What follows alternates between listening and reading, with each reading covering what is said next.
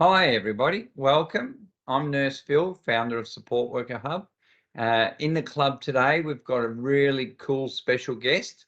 We've got Carey, and we're going to have a really good in-depth conversation to help you understand your role as a support worker and what you can do for yourself, a bit of self-care and a bit of self-love for yourself, but what else you can do for your client as well, because it's not all just the physical cares or going out there. There's a lot of stuff that we have to deal with on a day-to-day basis that involves our mental health and the way we look at things. So I just want to introduce Carey, and Carey, welcome. Thank you for coming to the Support Worker Club. Thank you for having me. Great to have you. So can you just give us an overview of your business and what got you into the NDIS? Sure. I trained as a psychiatric nurse back in the old days when they trained in hospitals, and then went on to do the whole university thing. Worked in hospitals my whole entire working life, but got more and more devastated by the way people were treated, especially people with mental illness. And so decided there had to be a better way. So with somebody else, we founded a place that was a lot friendlier and a lot kinder, where people could feel safe and could make a safe attachment and be supported and have room to run around and do what they needed to do. That is brilliant. And what's the name of your company? It's called Our House, Our Haven, and it's at Carey, just outside of Ipswich. That's great. That's great. Where did you come up with the name, Our House, Our Haven? Well, we had a huge meeting that seemed to go on for a long time because we really wanted something that reflected what we did. And so it needed to be clearly that it belonged to us, and it was on the board. We had equal numbers, and I think we still do, of clinicians and peer support workers and people with lived experience. So we all wanted the same thing, which was beautiful, but we really wanted the name to reflect that was what it was. It was our house, it was our haven, it was safe, it belonged to us.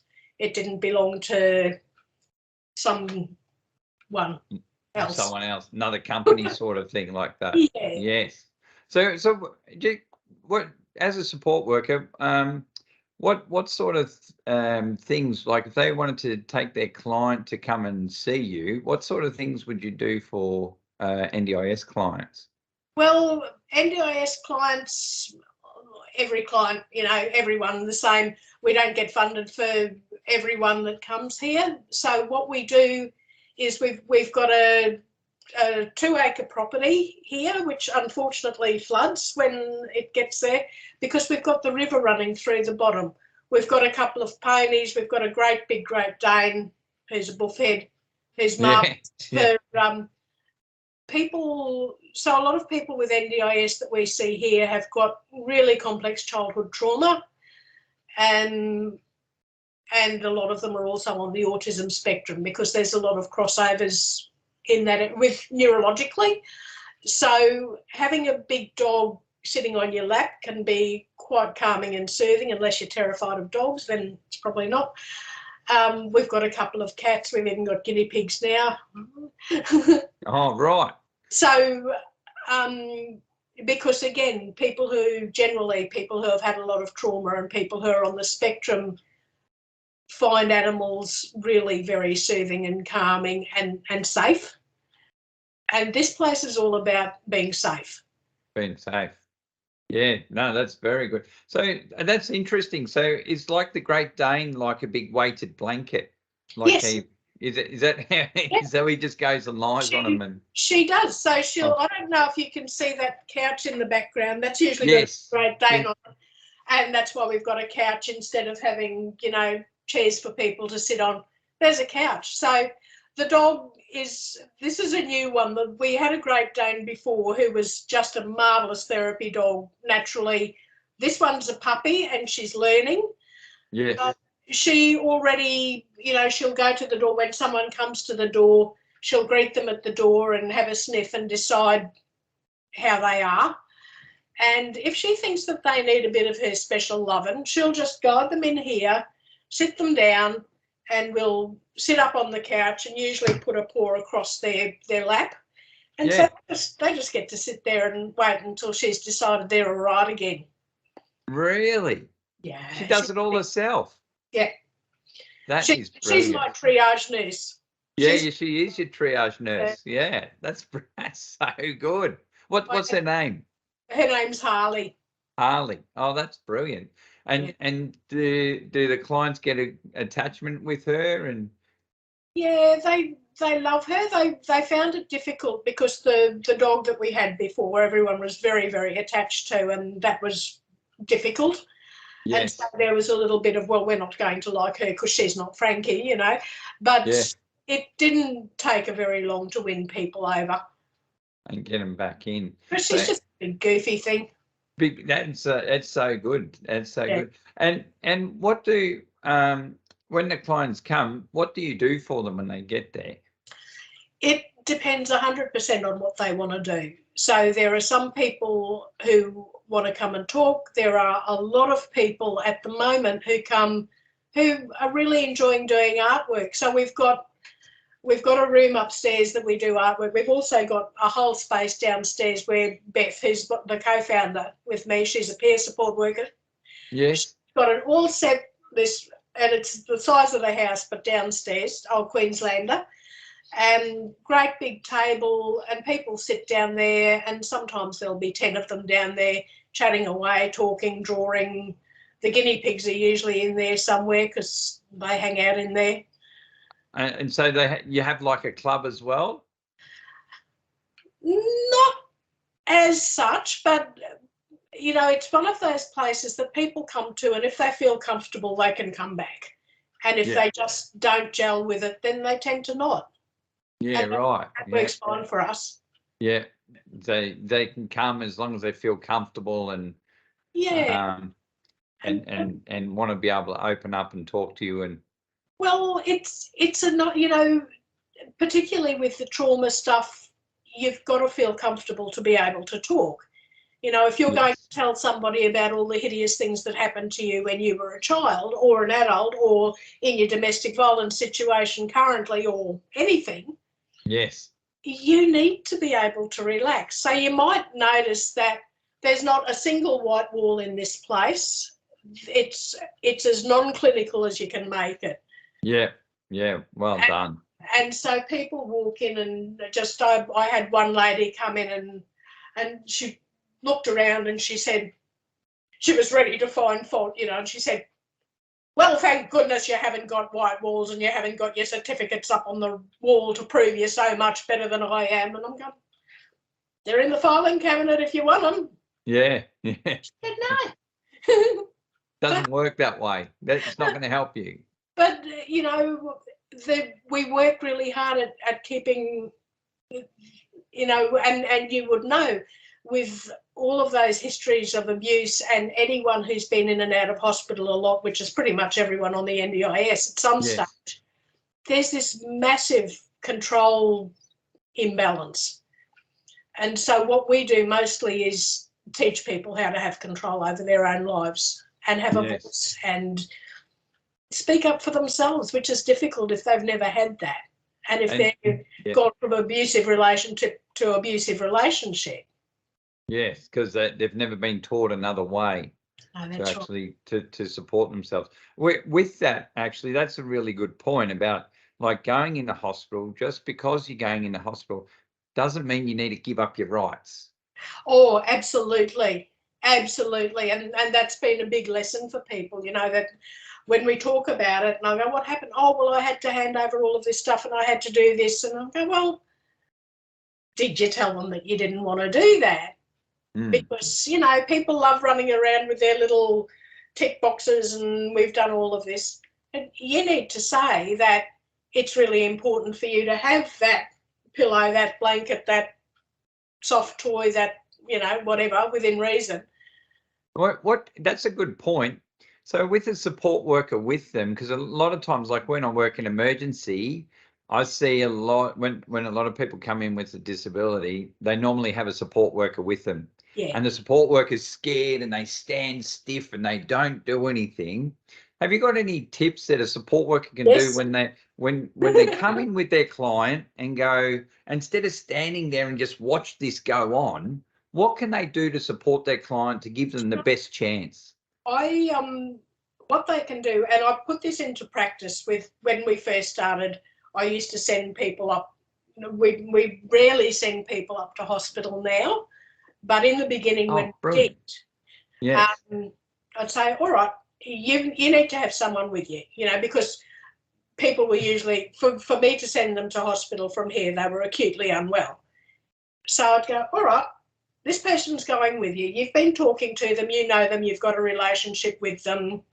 And then I'd say to the support worker, when you go in there, your job is to look after your participant. So you sit with them and you say, they'll be terrified because it's, again, that loss of control, which is so intimidating. And so you need to make it clear that you're there to speak on their behalf and you're there to support them. And if the doctor comes in and throws the curtains back like they do, and your participant sitting there like this because they've been sexually abused their whole life, you can get up and you can say, excuse me, doctor, my patient's really uncomfortable with that. I'm just going to close those curtains and leave it open just a little bit, and I'll close it behind you when you're in there. You can do what a reasonable person would do, because you work in an emergency department. You know how it gets, and you know that all of those people with the best will in the world forget. Yes, and it's so fast paced in there. You're looking after 100 people a day. That's a lot of people. That's it. So they walk in and they go, who said, get in here, get on the bed, do this, do that. And you've got this person who's terrified. As a support worker, your absolute role is to stand up and calm, but say, yeah, can we slow this down a bit? Can you explain what you're doing, or can you explain it to me so I can explain it to my patient? Just and you really need to be that intermediary. They've got to stand up for it. They really do. It makes such a difference for the participants. Yes. Now, because they're all alone in that bed. And it's terrifying, and they've just had everything snatched off them again. Exactly. And then I see like support workers will just sit in the chair cowering in the corner, not doing anything, being on their phone or something. And it's like, if you're with your participant, you've got to advocate for them. Yes. Your job is to go, hey, my participant, like you said, is nervous, they're scared. Maybe they don't want a male in there. Oh, like I've been told many a times, get out. But it's like, that's fine. That's okay. We'll get someone else. And so how do we get through to the support workers? Because they want to do something good, but they just don't feel like they've got the power to speak up, and they feel like they're in this, like you say, there's 100 people. It's madness in there. They're just as confused as a participant. They're trying to look after a participant, and then they've got to go, I've got to stand up for them, but what do I do? You know what I mean? They get overwhelmed as well. You mean, and it's so intimidating. And it is. That's the word, intimidating. The staff I know can be really quite rude to the support workers and quite dismissive of them. Yes. And I did a whole lot of training with my guys here, because it was just, no, you're representing us. You're going there as a support person for your participant. This is what you need to make sure the doctors are. And that's probably the other thing. If they have to go up to the hospital, to make sure they're really, really clear about why they're there. Because when that nurse or doctor comes and says, well, what are you doing here this time? I've never done this over here. They can say, we've come here today because, my person's self-harmed or broken their leg or whatever they've done. This is what we've come here for. This is not about their mental illness. This is not about whatever. This is about this one thing. And that's what I want you to look at. And, you've got a good relationship with your participant that you're taking up there. That's important. But your job while you're there is to look after them and be with them and advocate for them, not sit on your phone. No, not yeah, exactly. Be there. And that's really important too. It so is because the participants rely. That's the only relationship they have is that support worker with them. Yes. That's the only person there usually, and That's so their it's really important that they do stand up and assume that role of advocate and really support that person. Don't just sit back and go, oh, the doctors and nurses will take care of it. It's like, we'll do our best, but like there's a lot of times that when we're coming in 5 minutes in, 5 minutes out, we're not getting full story of what's happening, that understanding. And so we rely on the support worker. We don't have a relationship with that person like the support worker does. No. The support workers, certainly the ones that I know from here, really know their people really well and know what they need and know what they like and are able to intervene really kindly. Yes, yes. And that relationship is important because that's the one little bit of control that participant has while they're in a situation that's not safe for them. Well, it isn't. Well, if you're in an emergency, it's not because you want to be there, is it? You know? Absolutely. Yeah. So, and I think too, when support workers first come in with the participant, like we introduce ourselves to the participant, but support workers speak up, say, hey, I'm the support worker for this participant, and say, introduce yourself. Because you need to assert your role, because otherwise, and there's an awful lot of nurses, and I know, and I'm a nurse, but I know. Yeah, I'm with you. And I've heard it a million times. Hey, you got a support worker with you, they can do that stuff. And it's this real dismissiveness of that role. And that's not fair. The support worker role, especially now, the more fractured our health system gets, is absolutely pivotal. Yes, to keep the participants safe. And the support worker will be the one that's contacted at 2 o'clock in the morning to come and get that person because we're not admitting them. Yeah, and that's so unfair. That's we see that a lot, and it's like, no, we can keep them to the morning because why are you saying that they can go home and no one else? That's that control thing again. And I hate it. I see it a lot. I used to see it a lot more when I worked at the hospital. I don't see it so much here. Yes. But that control paradigm is just, it's awful. And that's why that support worker role is absolutely pivotal. That's pivotal. That gives them really good. So I hope they get a lot out of that, because it's what you're saying is straight on the money. Is introduce yourself, say what your role is to support your client. And if your client's looking intimidated and scared, so pick up the cues and support them. Be their advocate if you need to be. You can touch them, you can put your arm around them, you can hold their hand, you can take them to the toilet, you can do whatever you want to do. Yes. But they're there for a specific reason. And, I think really having a good boundary between those things is good too. Yeah. Do you know what I mean? You need to make sure, like the support worker needs to make sure that the hospital doesn't just go, oh, well, you've got someone with you, so we don't have to worry. No, you do have to worry. Yes. Yeah. You still need to they're in emergency for a reason. Yeah. Yes. And are you doing something about my person's broken leg because they've got a lot of pain right now? Yeah. What are we doing about that? So that's very good. No, that's really good. Thank you for that. That was brilliant.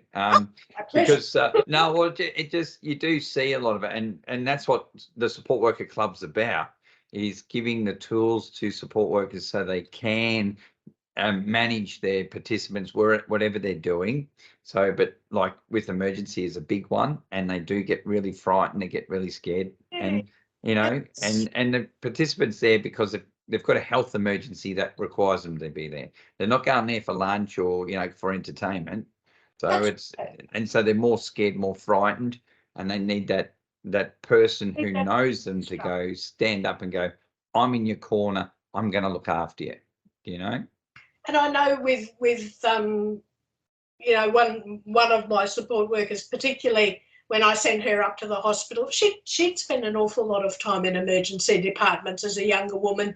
She was quite a severe self-harmer. She was used to being on the rough side of that pineapple, Yeah, right. She went up there and walked into the ED with her patient and did all that stuff beautifully. And then as soon as they sort of started going, well, who are you?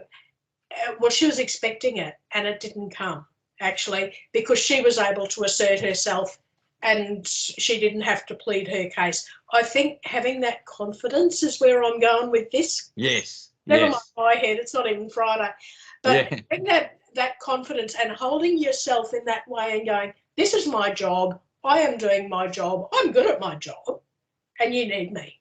Yes, exactly right. Exactly. Because as a team, we all bring pieces together to help the participant. Like it's not one person does everything. It's everyone works together, and that's how it all works. Yeah. You know. What's some of the other things you do for participants? You got the 2 acres there. Do they go horse riding or anything? Well, they don't go horse riding. We've got 2 little ponies. If they bring children out, the children go pony riding. Yeah. But we do. We've got a garden, and we've got some fruit trees growing. I'm trying to get people more involved in the garden. I've got a lot of Indigenous people who come out at the moment, and they're really keen to make a bush tucker garden. Oh, great. We're all really keen to be working on that. So we've got some beautiful plants down there. So walking around the garden, which I say that, this is in an ideal world when it's not full of weeds like it is now.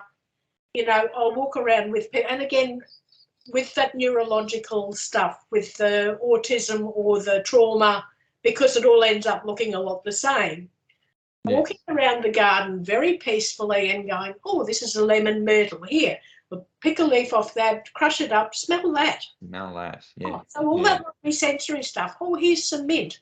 And, you know, shall we make a cup of tea when we go upstairs? So I'll pick some mint and some lemon balm and a bit of lemon myrtle and whatever's down there, and we'll come up and we'll make a cup of tea, which is just beautiful. And it's got all of that value because they've been involved in the process of it. And then they come up, we make it, we drink it. I've got a big enough pot that, you know, I drink. have a few of them, yeah. And it has a lot of significance for people because, again, it's that being involved and being in control. Yeah. And you know, we can go, oh, you've got a bit of a sore tummy at the moment. Well, how about we put a bit of this in and a bit of that in because that's really good for sore tummies. And so there's learning, there's plants as medicine, there's and being involved. That's really good. And do they make their own concoctions with the teas? Do they pick different leaves? And some of them do. They're getting better because I love this stuff. So I'll go, oh, so you've got bad period pain at the moment. Well, see this here. This is a raspberry. Raspberry leaf's really, really good for this stuff. Yes, yeah. We'll pick some of that then. We'll put that in the tea. That's and here's brilliant. Some grass. That's awesome for others. You know, this is good for depression. This is good for... Do you have something good for bladder spasms? Lemon balm. What is it? Lemon balm. Okay. As a tea? It's good for also, yeah, it's lovely for that. Yeah, right. And it helps, yeah, because I've got a few clients, especially ones with catheters, and they complain of having like bladder spasms all the time. So yeah, well, a bit of lemon balm tea. Lemon balm tea is really nice for it's really very soothing and relaxing and lovely for just smoothing the tension out of it. Yeah. Yes. It's good for that's brilliant. Stuff. Yeah, I like that. I like that. That's really good. So we've got to come to you just to have a great cup of tea. You can come and have a cup of tea. I told you could come and have a cup. I know. I've got to get down there. I was in Rockhampton last week, so we've been doing some education in Rockhampton, and this week I've been in Brisbane doing medication training and skin care training. Actually, that's a good point. With your garden, is there anything that is really good for skin care? Is there any anything out there? Especially the biggest thing I found with a lot of support workers, when we do like skincare, they get really dry around the nails and their hands from washing their hands so much. And you know what nurses' hands are like my hands are like 80-year-old person, you know, because you're washing them so much. Is there anything that support workers can put on their fingers or hands to help? Because they do get a lot of dryness around their fingers. Well, as it happens, I make a really nice, because this is I'm sure I was an apothecarist in my past life, you know, but I make a really nice with the lemon myrtle particularly, because all of those lemony things are a little bit antiseptic. Yes. And with, you know, when you start getting cracked skin, it's you don't want it to get infected. So I make a lovely, sure I've got some here somewhere, I can't say, but like a lotion with beeswax and olive oil, and Oh, I wow. distill the lemon myrtle leaves down so it smells amazing, and mix it with olive oil and beeswax and make it into an ointment, and it's just gorgeous. Oh, wow. It's lovely. It's come from here. I've made it. I know what's in it. It hasn't got any nasty things in it that's going, because the other thing with the autism and the trauma and all that neurological stuff is that you've got a whole lot of autoimmune stuff going on. Oh, And you don't tend they to get what? allergic to bloody everything.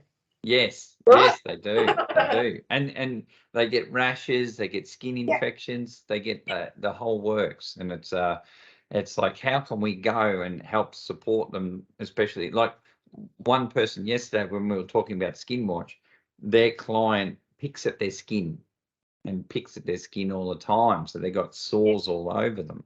And Yeah. it's like, what can we do? And it's like, you might not be able to stop the behavior, but what can we do to help the skin? How I did both of those things with one of my girls, and she was again a terrible cutter, awful, you know, Oh, right. hated her arms, awful scars and things. And so I made one of my, I keep looking over there because I've got a pile of tins of stuff that I've made. But I made a special one for her. So lavender is very soothing.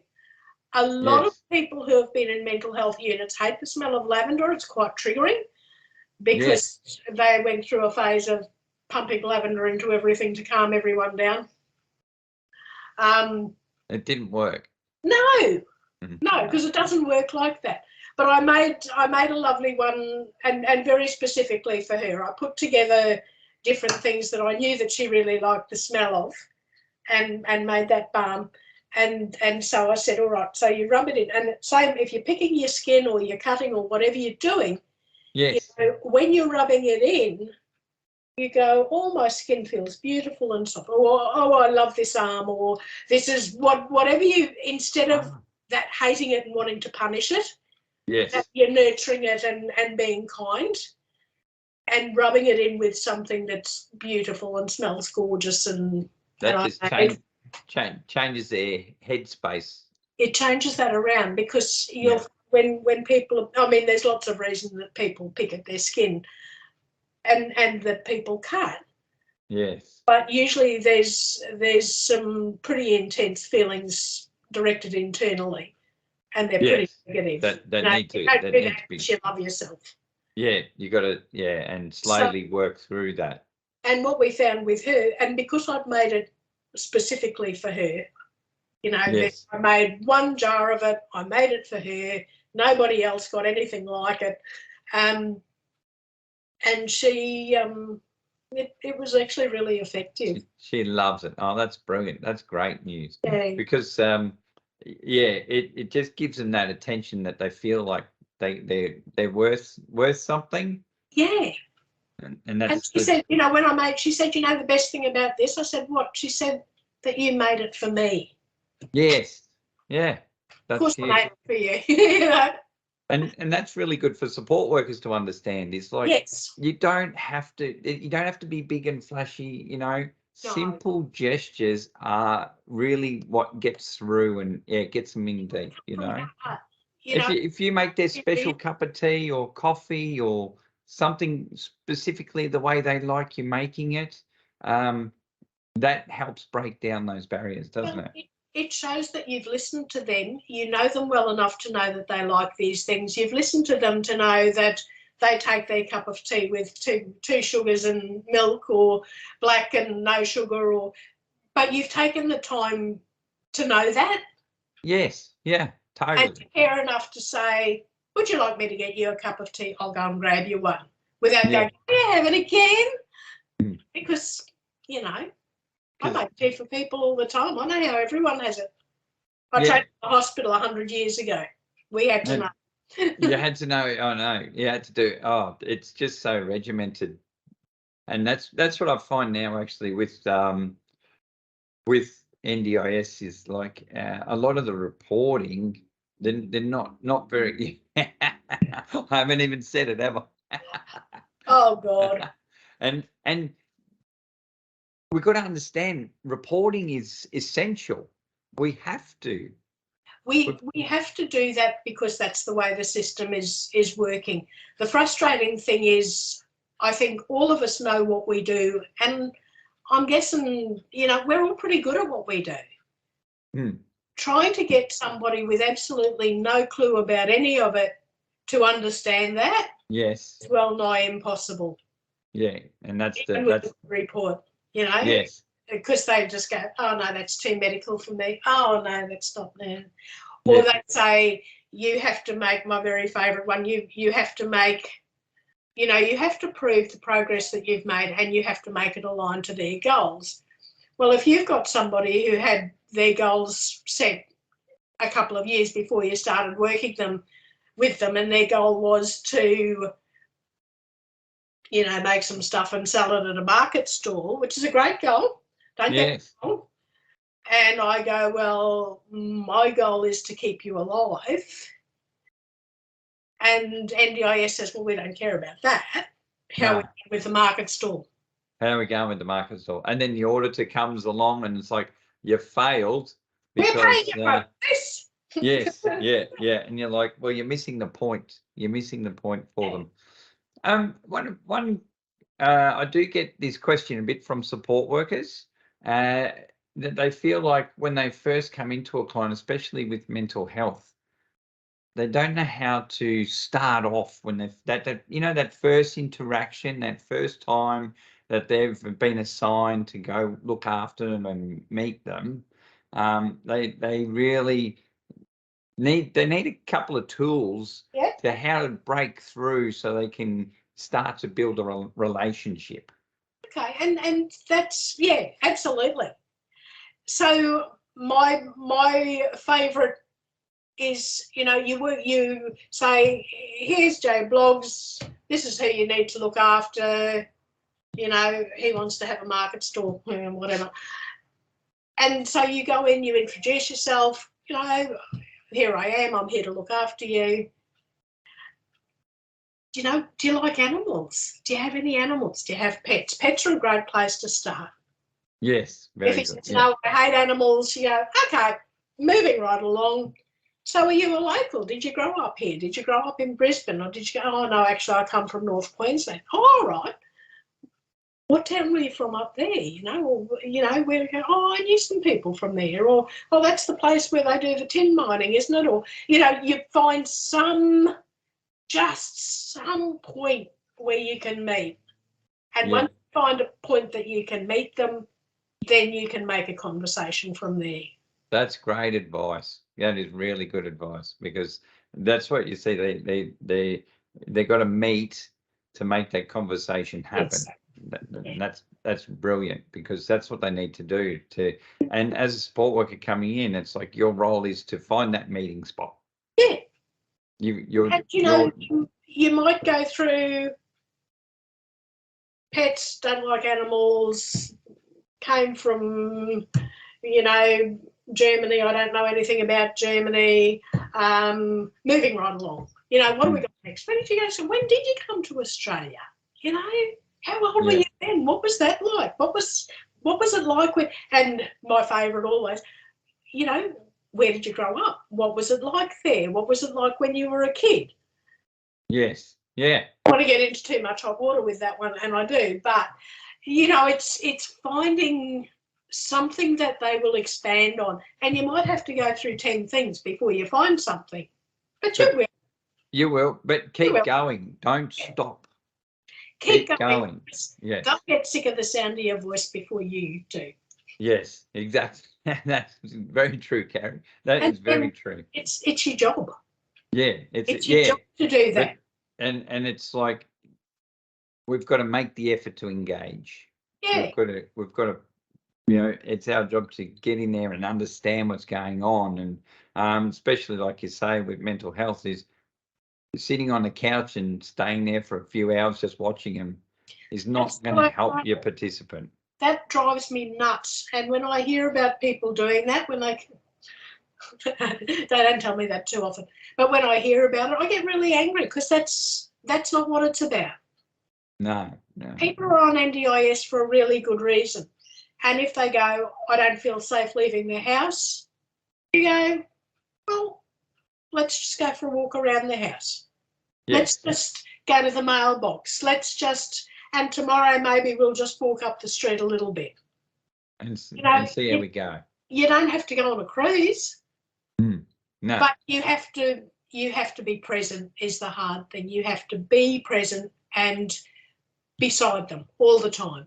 That is a really valid point. Like, yeah, they've got to be present then there with them, not on their phones and doing other things. This is not present. Yeah, exactly. Yeah.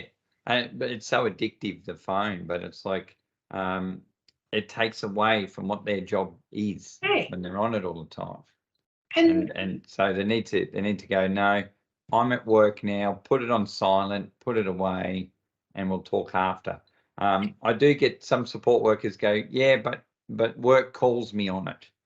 It's like, well, they shouldn't be while you're on a shift. not when you're on a shift. And a lot of people do notes on them. You make a message and say, I'm on a shift. I will call you back after my shift. If you want me, leave a message. Otherwise, text me and I'll respond to you later. And just make it clear that, you imagine if we're in the middle of talking to somebody and we're getting into the really awful thing that happens and I just go, oh, excuse me, hello? Yes. No. That's exactly right. Very unprofessional. Very unprofessional. You just wouldn't do it. Yes, yeah, but it does happen. So that's why it's really good to pick up and say exactly what you did with the phone. It's like, hello, we're talking here. So that's really good. It's not okay because it's really disrespectful to the person that you're working with. Yes, and they need to feel like they trust you enough to, if they're starting to open up, they're going to trust that you're listening to them and being present when they're talking to them. So very important. Very important. It is. Yes. No, brilliant, Carey. Is there anything else we need to know before we wrap up? We've had a really good session. We could talk all day. I can feel there's more of these coming on. Oh, look, happy to talk because I love what I do and I love that it makes a difference, and I really don't love that the world is getting more and more difficult for people with disabilities. It was supposed to get easier and it just hasn't happened. Yes, yeah, we could talk about that. That's another topic. You'll have to come and have a nice cup of lemon. I'm going to have to come down. I want a bit of lemon myrtle tea. Yum. Oh, it's delicious. Yes, that would be so good. That's so good. How can people find you, Carey? We've got a Facebook page. We've got a web page, which is a bit ordinary because nobody can get excited about doing whatever they have to do to that. Our Facebook page is pretty active. It's very active. So if you just get onto Our House, Our Haven Facebook, join, or I think you can just join. You can like and follow it. I'm pretty sure you can like and follow and do something. Get it on there and follow what your progress and see how the Bush Tucker Garden's going. That would be awesome. Yeah, and things keep changing all the time. So, I've got one participant who comes out here who just loves making candles. So I've got boxes of his stuff on the veranda there, and it smells gorgeous every time I walk past. But he'll come out and he'll make a couple of candles and he'll sell them or take them, But he really just enjoys doing that. And that's what he comes out and that's what he does. Has about 10 cups of coffee. Yay. Something to eat. Yay. Yeah, yeah. And away he goes. Well, but he likes that. That's brilliant. And that's what it's about. That's what it's about, you know. So brilliant. Absolutely loved having you on, Carey. Absolutely loved it. I've really We'll enjoyed it too. have a look out, because Support Worker Hub, we're going to be following you as soon as we get off here. So I'll get on the phone and follow and like you, so we can catch up and see what we're doing. And definitely book in a tea date with me, because I'll come down, and because you're just out of Ipswich, aren't you? Yeah. Yeah. So if you yeah. come from the Brisbane side and you come Yes. over from like Kenmore that way, over the back way, over College's Crossing. Yes. Yes. It's easy to get to. Okay, go that way. Yep. Yeah. Easier than going through town. Yes, brilliant.